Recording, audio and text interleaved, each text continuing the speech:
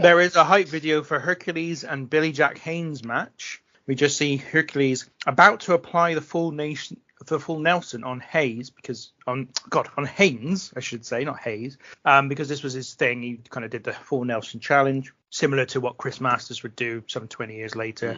And Hercules then attacking Haynes for pushing Bobby Heenan, that leading to this sort of match between the two users of the full Nelson. We then get Gene Okerlund backstage with Bobby Heenan and Hercules. Herc is very much playing up the idea that he is a Greek god.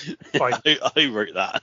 So we saw last year at WrestleMania 2, Hercules Hernandez very much kind of established in the company, but he wasn't at this point playing the role of actual Hercules, and now he is. He's like when I pulled down the columns in the ancient Greek mythology, and rather than the actual roided up loon from the 80s that he actually was. So Hercules is either in like Greek mythology is either the son of or the father of Zeus. Yeah. Which means that they really missed a trick not having him face Tiny Lister in the match that they should have really had, Hercules versus Zeus. Imagine how awful that would have been. It would have been even worse than the match that he did have.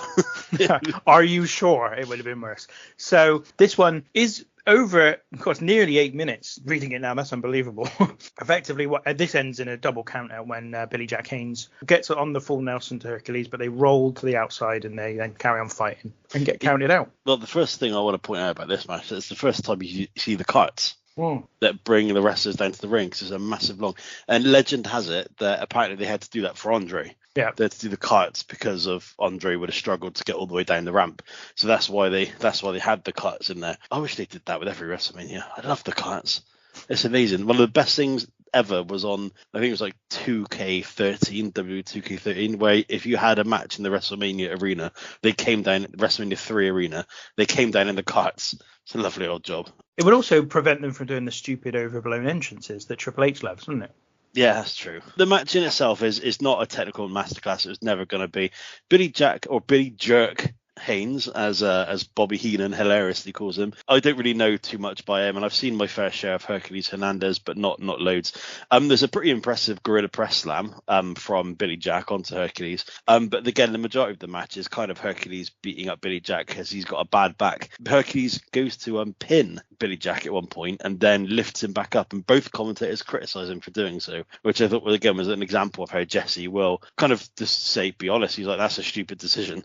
You should have just tried to go for the pin, which I quite liked. But it is mainly a battle of the full Nelson. I mean, the fact that they end up going outside the ring and Billy Jack stupidly puts on a full Nelson outside the ring to get themselves counted out is a daft decision. But the crowd is still really, really hot for it. But at the end of the match, it's announced it's a double count out. Heenan hits Billy Jack from behind, who's got Hercules, and he then stalks Heenan around the ring. Hercules then attacks Billy Jack with a chain. I thought this match was absolutely fine for what it was. Yeah, it was. This is not for me. There's two big blokes, one of which, Billy Jack Haynes, I don't think I've ever seen but for this match. And Hercules, who is, for me, I've got to be honest, one of the least interesting wrestlers of the period. Did you notice the headset guy at this No. point? So there's a guy down at the end of the aisleway. I noticed him first during this match, where at the end of the matches, he's just bollocking the wrestlers to try and get them out of the ring all the time. At the end of every match, he's there. Jack Lanza, apparently. Oh, yeah. One of the blackjacks. Yes, who later on helps Mary Hart into the ring, I believe. Yes. And Jesse Ventura makes a comment about him being a perv. Yeah, he does. But yeah, we'll mention him again, Big Jack Lanza.